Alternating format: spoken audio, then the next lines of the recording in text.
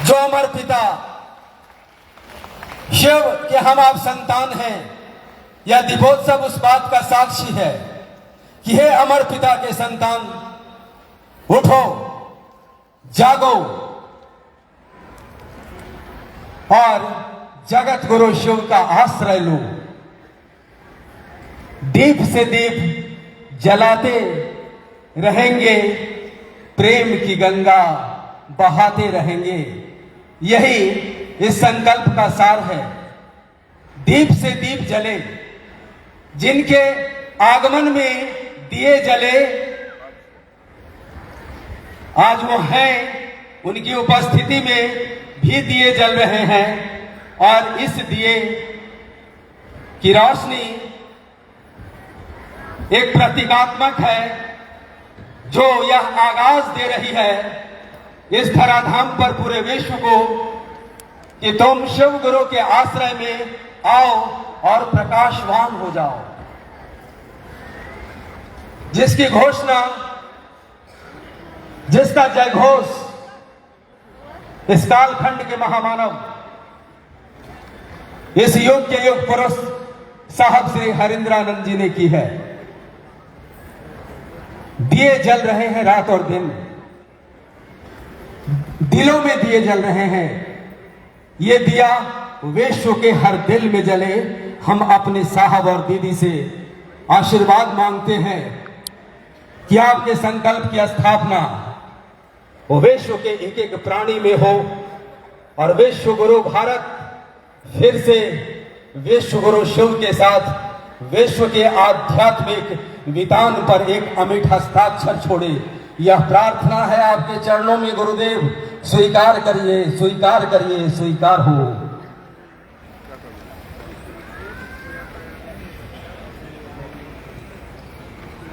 आइए अब सुनते हैं। समय तो बहुत ही कम है, हम 2-3 मिनट में आग्रह करेंगे आने वाले वक्ताओं से वो अपनी ऐसी अनुभूतियों का तो अंबार है उनके पास, उसमें से एक ऐसी मोती दे दो जिसकी चमक से चकाचौंध हो किसी एक का भी जीवन। आओ अपने 2 मिनट हमें दो। हम आवाज देते हैं श्री सुनील सिंह, धनबाद, झारखंड से हैं। उन तक आवाज जा रही हो तो कृपया मंच तक आए। शिव गुरु नाम के हीरे मोती हम बिखराएं गली गली, लूटने वाले लूट लो भाई, आवाज लगाएं गली गली। ये शिव गुरु नाम के हीरे मोती लुटाने के लिए इस महफिल का आयोजन धराधाम पे हो रहा है और होता रहेगा।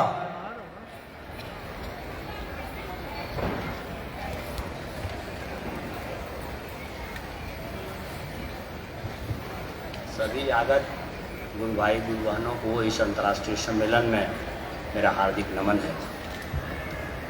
मैं साहब का छोटा भाई हूँ, मैं मेरा भाई हूँ और 1978 से उनके सानिध्य में रहने का मौका मिला है और 1978 से 2022 तक की यात्रा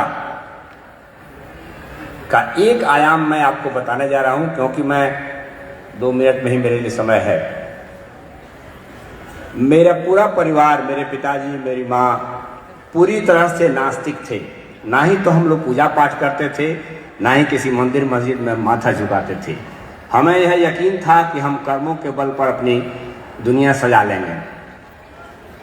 मेरे पिता ने तो अपनी दुनिया सजा ली, वो सफल रहे अपने नास्तिक जीवन में भी।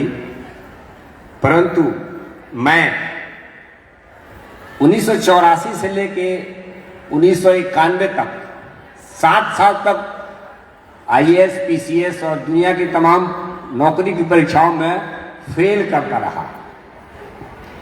और चूंकि बड़े भाई थे, मेरे बड़े भाई थे, तो थक हार के मैं दिल्ली से वापस उनके आवास पर B106 में गया और उन्होंने कहा, एक बार ही कहा कि महादेव को गुरु मान लो, सब ठीक हो जाएगा।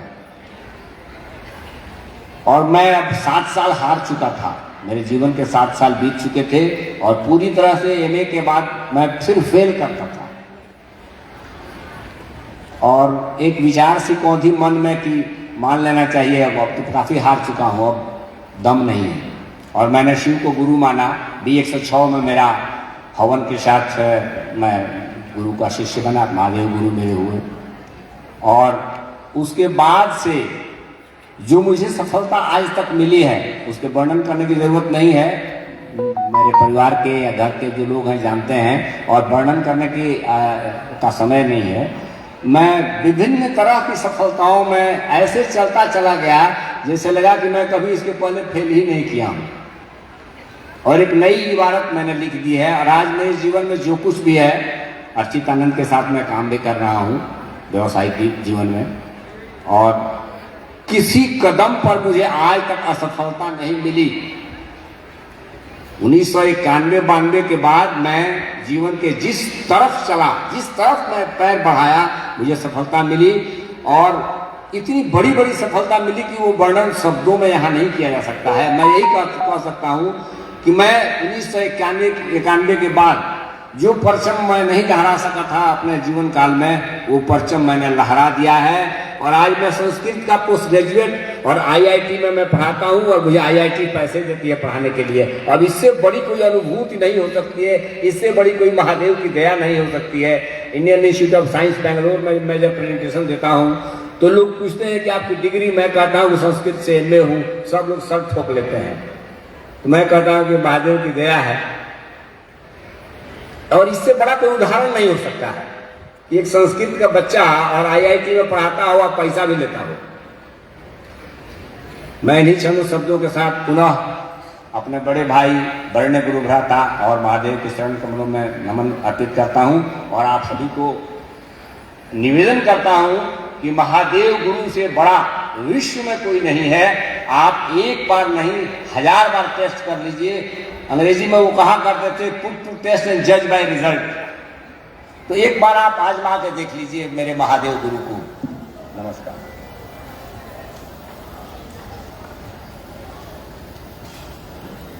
ये साहब दीदी ने महागुरु महादेव का दरबार लगाया भारत की धरती पर, इस भावभूमि पर, और दुनिया के सताए लोग यहाँ सीने से लगाए जाते हैं।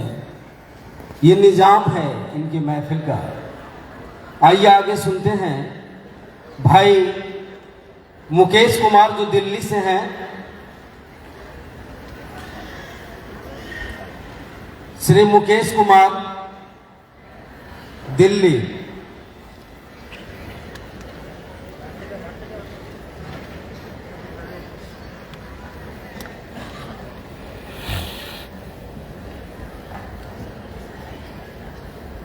हम सभी काल के अधीन हैं।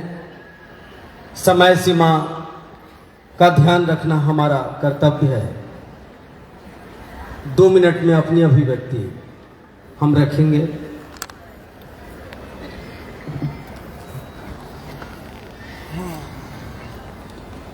आप सभी गुरु भाई बहन के चरणों में मेरा प्रणाम है। मेरे प्रणाम को आप अपने अपने चरणों में स्वीकार कर लीजिए।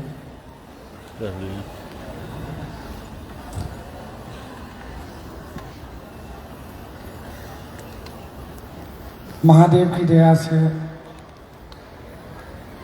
पहली बार हमको सौभाग्य मिला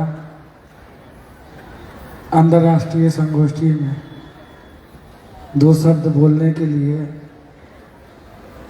महादेव की दया सचमुच में, अगर हम और आप अगर महादेव के लिए खड़ा होते हैं तो प्रतिपल बरसता है, और इसका गवाह हम हैं। अभी 2 दिन पहले मेरा एक्सीडेंट हुआ था और रोड पे हम अकेले पड़े हुए थे। अभी भी चोट है मेरे हाथ में। दीदी से मेरा बात हुआ, बरखा दीदी से। मैं बोला कि माँ बाप जन्म देता जरूर है, लेकिन अब यह जीवन मेरे माँ बाप का नहीं है। यह जीवन मेरा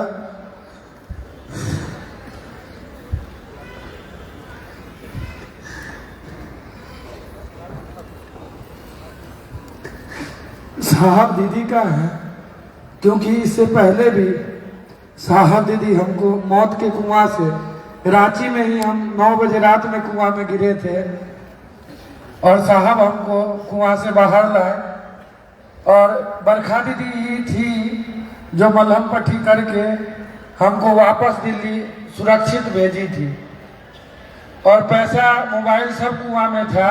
दीदी निकलते समय बोली कि पैसा है कि नहीं बेटा, टिकट भी नहीं था। ऑफिस में बोल के मेरा टिकट भी निकलवाए।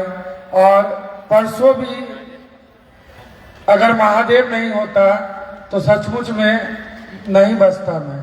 इसीलिए मेरा रिक्वेस्ट क्या विनती है हाथ जोड़ के कि कम से कम हम और आप महादेव के लिए क्षेत्रों में खड़ा हो, हम और आप पीछे हों और महादेव को आगे करें। खास करके इस दिल्ली के बारे में मैं बोलना चाहूंगा। सभी गुरु भाईवान से आग्रह है कि हम लोग मिलजुल करके साहब दीदी के संकल्प को एक एक व्यक्ति के दिलों में स्थापित करें, ताकि जो साहब दीदी का सपना था वह पूरा हो और हम लोग को साहब दीदी का सानिध्य प्राप्त हो, आशीर्वाद मिले। आप सभी भाई बहन को मेरा प्रणाम। श्री गजानंद जी, बनारस उत्तर प्रदेश, आप तक आवाज जा रही हो तो आप मंच तक आइए।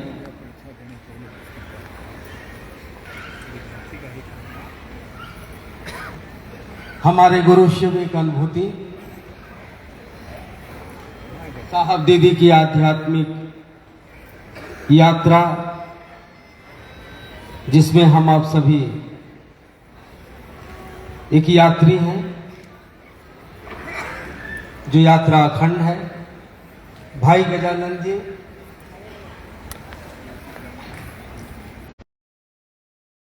हाँ, 2 मिनट से 3 मिनट इसमें अपनी कीमती अनुभूति आप बांट डालिए। साहब दीदी के सानिध्य का अनुभव परोसना है आपको।